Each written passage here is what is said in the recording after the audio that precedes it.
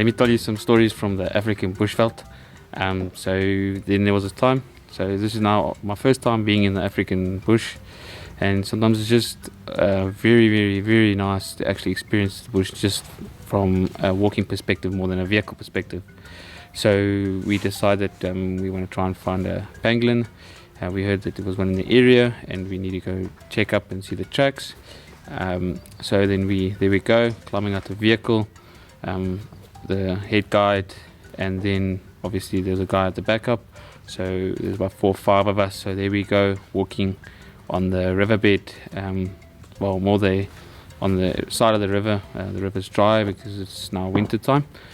So then here we go, finding ourselves walking through. Now unfortunately on the side of the river it's more dense bush, and so you can't really see too far, but obviously now with knowledgeable skills of tracking, you're always just keeping your eyes out for those tracks and those inevitable tracks that you can find that might be either leopards really enjoy that type of foliage and area of the dry river banks. So we were just trying to make sure that we wouldn't bump in them. But prior to that, we had a couple of days before, we noticed that outside the camp there was a line track, single track heading in that direction. So we and also quite a few times we've noticed over the past 3 or 4 days before going out, we also noticed quite a few line tracks, and so there's always that possibility that we were going to bump into either a big male or a lone female. So you'll sometimes find that females, what they do is that they'll separate themselves from the pride and then go basically then have their cubs there all by themselves in thick dense bush. And so here we go trekking through, so we eventually see some tracks, and then next to the big tracks we obviously see some more little tracks. So now our suspicions are getting more confirmed. So as we carry on walking through the dense riverbed, not riverbed but on the side of the river there, we can see now and then there's this tree up in the distance that's fallen over. All of a sudden as we're walking, we all grind to a halt and stop. Obviously just out of precaution, and obviously we got a fright.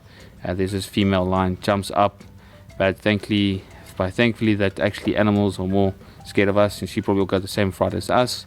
So she scampered off and ran away, which is not a bad thing, but the other problem is we had to now try and make sure that we weren't going to bump into her again. Because as I said, the mission that we were on was to try and find this pangolin and just make sure everything was alright.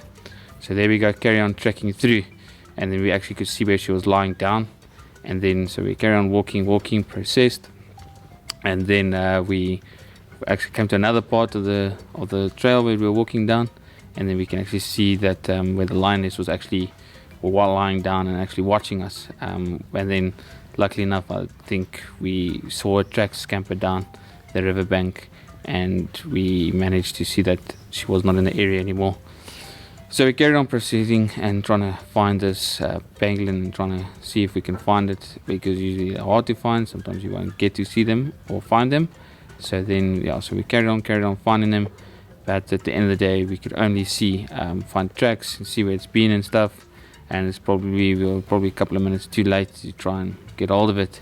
But the whole adventure was just getting out there, getting to experience the bush, getting onto your feet. And unfortunately we didn't get what we wanted, but as I said, we managed to get a great sighting of a lion, and possibly there was cubs in the area, but I think the mother would have probably just put those away on the side. So in the end, it was just a wonderful day just to be out there in the fresh air, experiencing nature at its finest. So yeah.